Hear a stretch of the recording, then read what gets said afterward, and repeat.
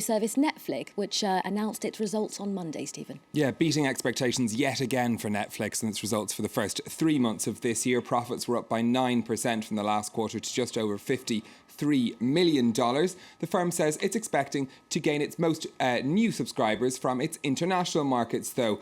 We saw it soaring in the last quarter, but they're expecting to increase by 50% this year, and that's where the company says it's planning to grow its business in the future. It's set to launch in many European markets, including France and Germany, although it is facing some regulatory difficulties here. But despite these good results, the company says that it will be increasing prices for new subscribers. Mark Thompson has more. Nearly 50 million subscribers and counting. Netflix accounts for over a third of all videos streamed on the internet in the US alone. On Monday, the company reported a profit of $53.1 million. That's up on last year's first quarter. It also saw a boost in both US and international account holders. But subscribers are set to pay a little bit more than they're used to. New customers will have to stump up an extra $1 or $2 a month to sign up. Those with existing accounts are likely to see the price bump in another couple of years. Welcome to Washington. Original programming like House of Cards and Orange is the New Black has helped give Netflix the edge in a fast-growing market. It's not finished yet. The company is still aiming to double its domestic base, and it's also eyeing up international markets as US growth slows. We intend to continue our international expansion over the coming years, so our near-term profits will be quite modest as we invest in this large global opportunity. Meanwhile, Netflix is urging the US Justice Department not to allow the $45 billion merger of the country's two largest cable providers. It's warned that together, Comcast and Time Warner Cable would have free rein to charge unprecedented fees for broadband width, vital to the Netflix service.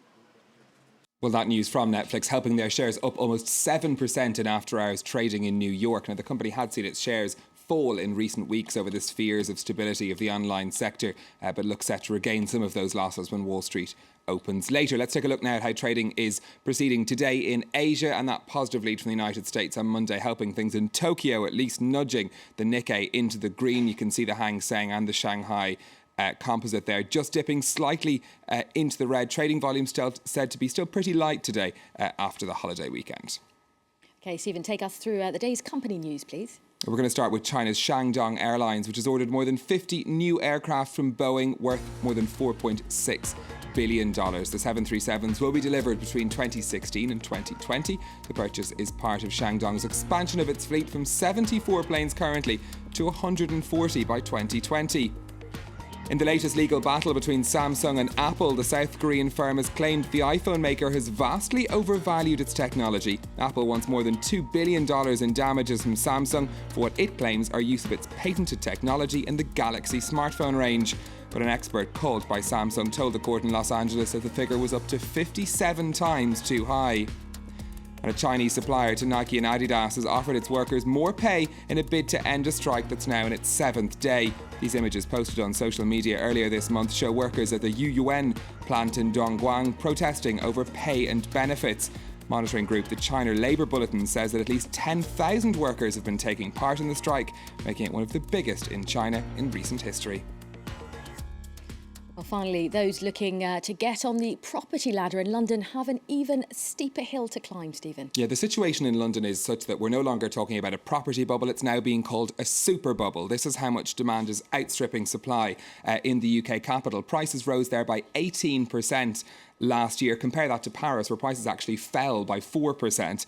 By the end of this year, the average price of a house, at least in London, is expected to top €600,000. On top of that, a new study showing that first-time buyers need a budget of around €85,000 just to be able to buy their first home. Property consultants JLL say that the figure adds up to a deposit, legal fees and taxes that every first-time buyer is having to splash out. They also say they don't expect prices to fall in the medium term. This could be a story we'll be talking about still for years to come.